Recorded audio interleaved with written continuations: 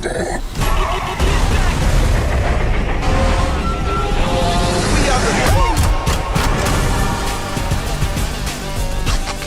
Really? Duct tape? You acting like we on our way to Home Depot. Justin, I have to start with the fact that we went to space in this movie. I gotta know what's next. How do you raise the bar after that? I don't know. Look, I know that I totally see why people, think that every time we do another one, we're trying to raise the bar in scope, but it's not really my way of. It just felt like it was appropriate for this one that it was gonna be it felt like it was 3 different narratives being squished into one, and somehow we shook it up and we ended up going to space. I think this film really, at year 20, really wanted to make it hopefully for the fans. And I think even when they came out in theaters, I actually went to a screening, and it was amazing. There's one moment where I saw a father with his, I think it was a 7-year-old son, and the father had seen all of them, but the 7-year-old's point of entry is F9, and seeing how the interaction and talking about everything that happened in the movie, I was like, wow, it's become generational, you know. And so I think that's the thing that I'm proud of, is that you don't stick around this long if you just trying to do the same thing over and over. And I think us trying to always push ourselves, not in scope, but I think in acknowledging that these are characters that are going to grow, they're going to age, they're going to even have families and have kids together, and they're going to grow together. That's something that I take a lot of pride in. For you specifically, what can we expect out of Mia from the finale of her arc? I would love to explore my relationship with Jacob a little bit more and understand what the dynamic is, and whether there's sibling rivalry, whether it's amicable, and I'd love to figure out what's going on with my kids. Are they pains in the butts? Are they trying to escape from seclusion? Do I have to control them in any way? And I'd love to continue to explore the relationship with Letty as well, because I feel like there's so much girl power there, and there's so much that we haven't explored yet, so that'd be really cool. Yeah, this film we got to see them actually interact face to face. It'd be funny to see the kids grow up into some Toretto troublemakers as well, but we'll see. Fast and the Furious franchise, when I got introduced to it, you were my character. Han was our guy growing up as an Asian American kid, right? I want to ask you, when did you realize that Han was going to resonate so much with that community? The Asian community? Yeah. Oh. That's a great question, Lawrence. Well, how old were you when you saw this movie? I was a kid. I'm 32 now, okay. So minus 20 years, right? Wow. So you're a baby. Because of the internet is where you get, kind of a window into how it's affecting your community and other Asian American, kids, basically, that were me growing up. And, when I was growing up, how many role models did we see that we could look up to that looked like us? Yeah. And there was, Bruce Lee's and Jackie Chan's, but I'm not from Asia, and I was never martial arts centric. My identity was very American. It was baseball and popcorn. You grew up in Georgia, right? Yeah, and American movies, and because of the internet, I would get messages and, basically, fan letters from kids that looked like me when I was 12.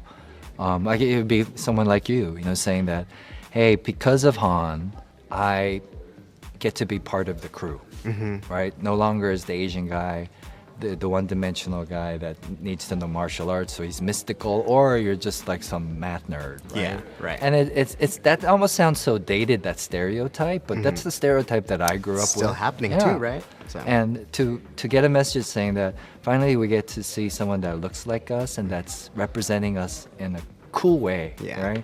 And cool, what is the definition of that?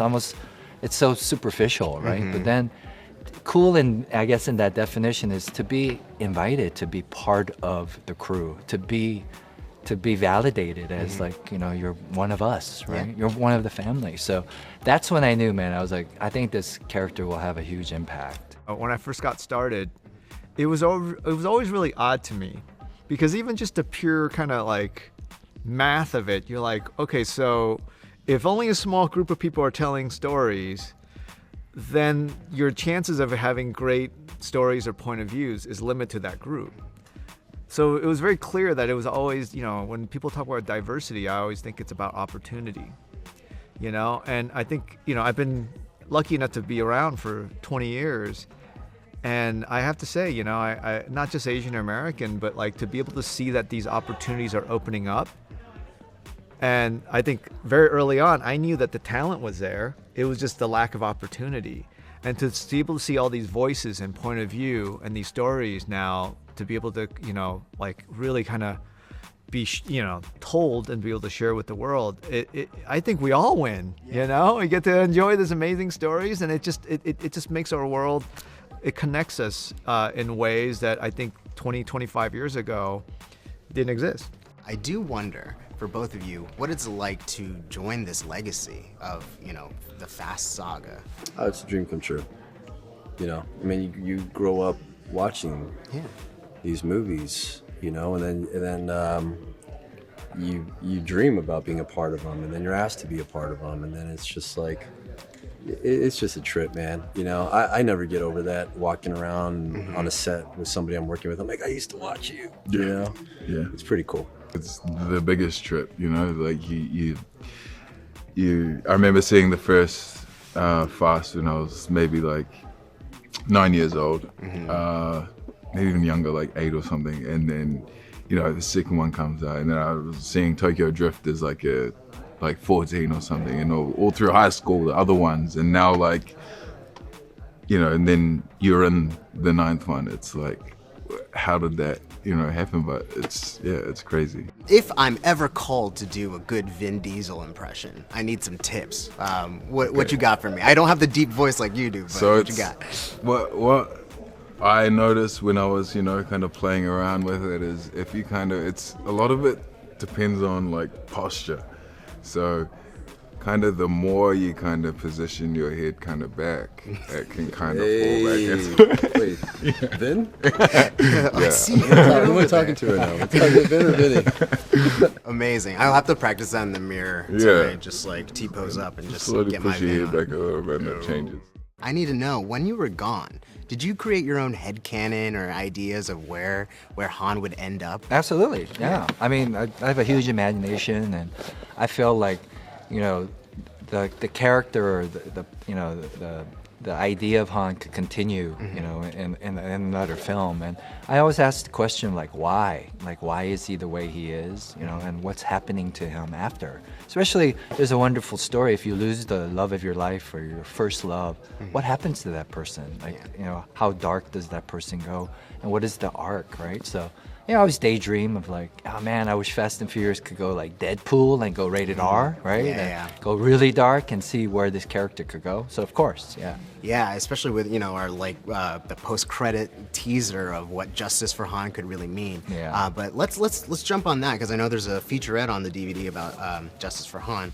What did you think about that whole movement? How did you feel about that, seeing it online and people advocating for your return? It's humbling, you know. It's humbling because it came from, you know, the Asian American community, you know, and to have that rally cry and to have like a community of people in your corner, right? It validates your work, first of all, and you go, oh, I guess it wasn't just, you know, a thing. I guess it made an impact, and then, because of the power of the internet, you see it growing and growing, and then it becomes outside of just an Asian community thing. It becomes this global thing, right?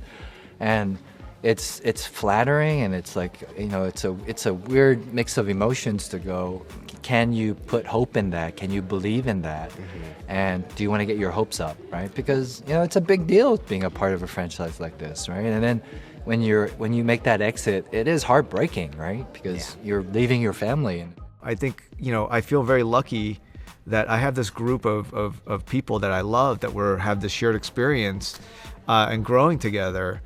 But man, showing up and having butterflies, you know, getting up 4 a.m. that first day and going on set, that's a great feeling, to know that I still, you know, we're still all getting nervous, and we still are going to be there for each other, to support each other. And so that by day 80, you know, that butterfly is there, but it's managed. Yeah. You know, that still, to me, makes me feel like, okay, I could still do this, you know, because I think when that goes away, then it's probably time to go do something else. JD, I have to ask, as Papa Toretto, Yeah. how do you feel about your family? Are you proud of them? Oh man, they make Daddy proud, you know. Yeah, you know, I think that, listen, it's such an honor to be that character, and and to just have like a blank canvas with all of it, you know.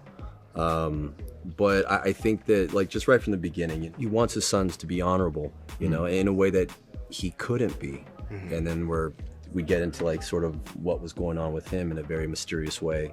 But no, I mean, dude, I birthed beasts. I'm proud of them. Dom with Mia is like, I think his only blind spot is like he wants to protect her from harm. He wants to protect her from getting her into crazy situations. So, you know, you notice it's Letty that calls her in on the action and says, we need you back here. But I know that with Vin, like, I'm the one to call him when there's something crazy going on in my life and I need advice, and he's always there, and he's the most loyal, generous person. So I'm so lucky. I consider him a big brother. Now you're jumping off of armored trucks and, Totally. and maybe time travel, who knows? Yeah. Crossover events. Totally. There's so many opportunities. Is there a favorite kind of like rumor that you've heard flying around from the internet? My favorite rumor was, I mean, the Jurassic Park one was super fun. Like, that would be really fun. And also, I love hearing the rumors because hopefully it confirms, you know, my wish is that there's an all-female spinoff. I think that would be really, really fun. Yeah, we would all watch that. We would all watch that. That would be awesome. Hold on. Tell me you're not thinking what I think you're thinking. There's no bridge! Oh, hell no.